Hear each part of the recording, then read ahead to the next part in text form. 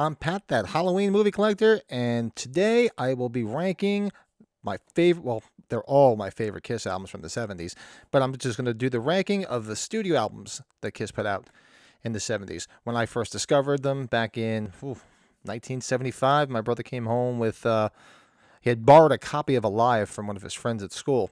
And I remember coming home and, and seeing it on the table, and I was like, what is that? So I picked it up, listened to it, and it never was the same again. I was a diehard Kiss fan, still am to this day. Especially the 70s stuff is just basically my favorite music of all time.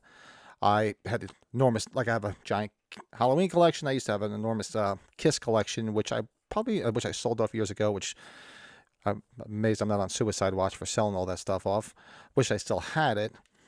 Maybe one day I'll break out some pictures of it. I do have pictures of everything I have, but I had a lot of, mostly all the stuff from the 70s, and I really miss it. It looked great just alongside my Halloween collection.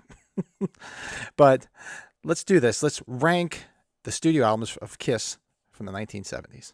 So Kiss released 7 studio albums in the 70s. So we're going to do 7 to number 1. Let's do this. Released on May 23rd, 1979. Number 7, Dynasty.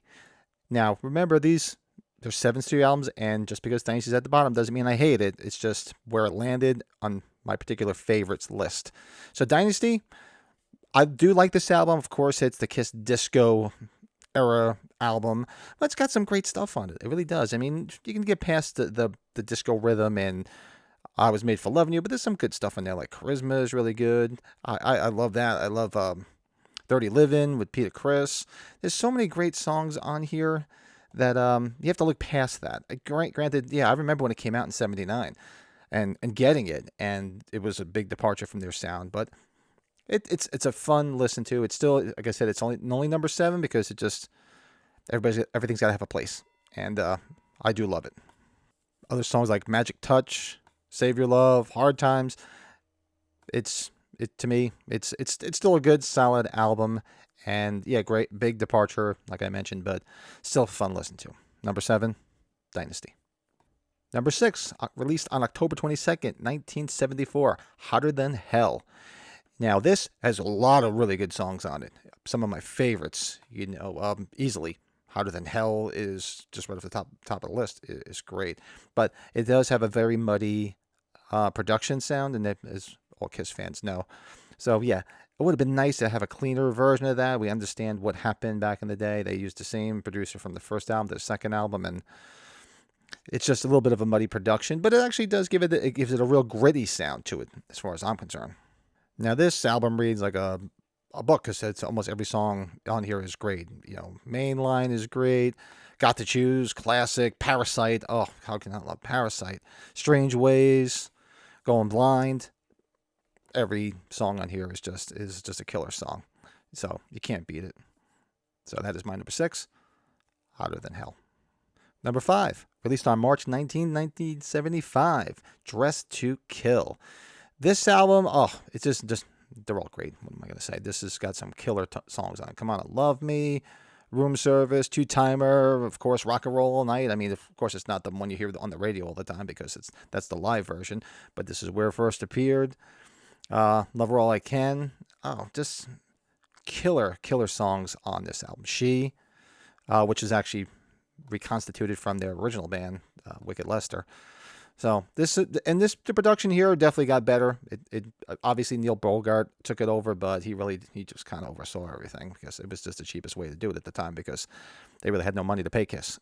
So they just had to keep pumping out albums until one hit. And Dressed to Kill got some classics, Down and Dirty, great rock and roll, and just obviously one of my favorites. Number 4, released on March 15th, 1976, Destroyer. One of the more popular albums, and just more polished than the previous albums had been. So that was kind of a little thing, and when it first came out, that the older diehard Kiss fans complained about. But I love it. I just love the production. Bob Ezrin knocked it out of the park with them and this album. I mean, to this day, classics: Detroit Rock City, Shout It Out Loud, Do You Love Me? It's just an album of God of Thunder, just great songs, great hits. Love the album art cover. That's one thing I always loved about the Kiss albums in the 70s, is you couldn't wait to see what the next cover was going to look like, because the cover art always was super cool. So that is my number 4. Number 3, released on November 11th of 76, Rock and Roll Over. Now, this is what I always liked about Kiss. They used to put out like 2 albums a year. So it was always great. And of course, the albums were quick. Back then, everything was on vinyl. And of course, you had cassette and 8-track or whatnot. But you had to squeeze in, usually, between 30 and 35 minutes. And it was just great that they would pretty much do 2 albums a year. I mean, even more if you consider the live albums that would come out.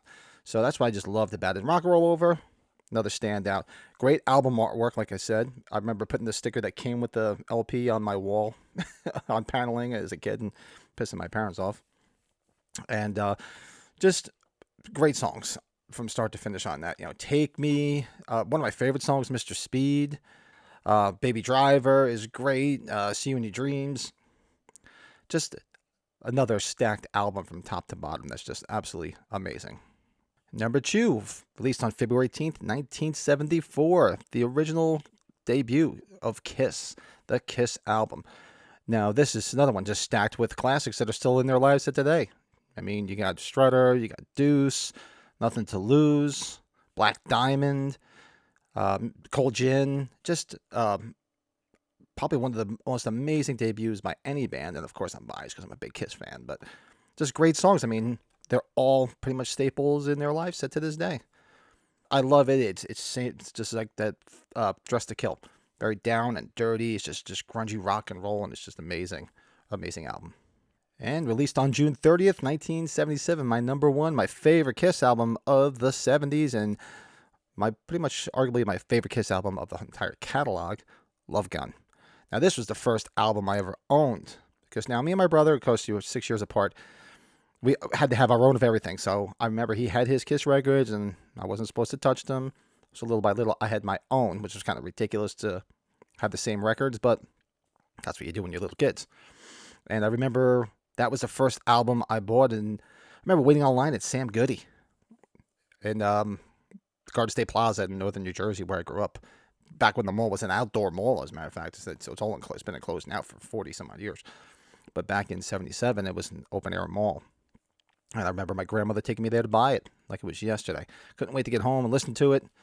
And just some of my favorite songs of all time in there. Love Gun. I love Hooligan. It's such a underrated song. Plaster Caster is great on there. I Stole Your Love. It's just Almost Human. It's just another one. All these albums are just stacked with such great songs. I mean, obviously, if you're a Kiss fanatic like me, every song is going to be great. Which, maybe one of these days I'll rank the songs. That'd be a lot of fun to do, rank the songs per album, because Lord knows I can do that. But that is my number 1, is easily Love Gun. And the same thing, that album artwork. I mean, how great is that visual of the album artwork? And then when you bought the vinyl back in the 70s, it came with a little Love Gun that you put together, and it said bang. And it had the order, it's just all collector stuff now. Like, the order form was in there with all the cool Kiss stuff you can get, and me and my brother always wanted to get and never usually got. But that's neither here nor there. I did get most of it years later when I started collecting Kiss memorabilia, and yes, I had it all, and it's all gone. But that stuff may be gone. I still have my Halloween collection, but one thing has not wavered is my love for Kiss.